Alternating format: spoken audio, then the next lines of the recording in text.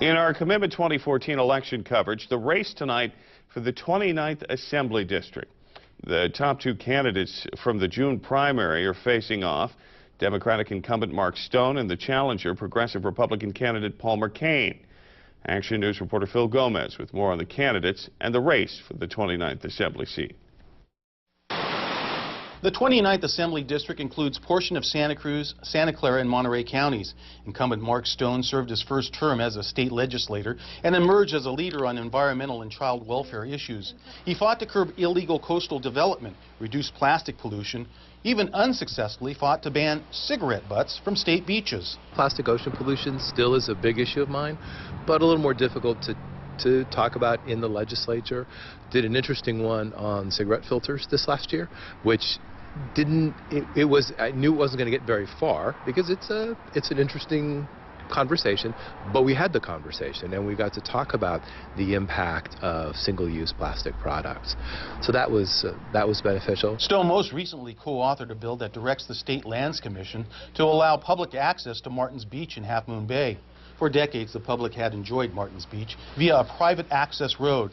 That changed when billionaire Vinod Khosla purchased the 53-acre parcel next to the secluded cove and took legal action to ban public access. Public access is core to Californians' values and to their perspective along the California coast. That's why the Coastal Act was passed in the 70s. It's why it polls very highly, and people generally, you'll hear folks from time to time criticizing the commission for particular actions, but if you poll it and if you talk to most Californians, what the commission protects is incredibly valuable to them. That's access. During Stone's tenure in the Assembly, legislators managed to balance the budget for the last 3 years in a row, and they even established a rainy day fund.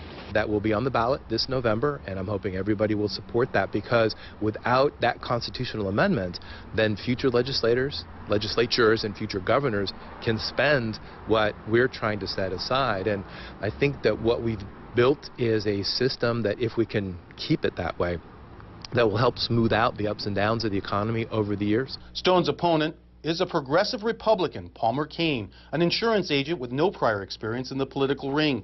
He says being an outsider is a positive thing. Being a progressive Republican, I'm pro-choice, I'm pro-gay marriage, pro-marriage equality, and, it's time at the local level to show people that being a Republican is not the way it's been made to be out to be nationally, and that's what we're working hard to do, and that's why I'm focusing on non-traditional Republican issues. And I've taken a lot of flack already from certain Republican bases, and that's fine.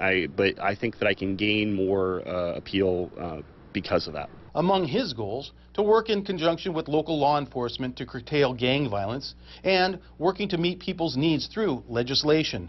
Kane is also dedicated to improving education. He has released an 8-point solution he believes will improve what he sees as a failing system. My education plan has 8 components to it. K through 12, tuition, UC, the CSU system, right?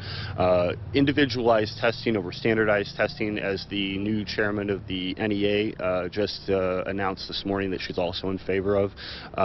Student poverty issues, teacher pay, and pay equity, and also the management and labor issues between the school superintendents and the teachers themselves. So I really tried, Phil, very hard to make a common sense, practical approach. In Santa Cruz, Phil Gomez, KSBW, Action News 8.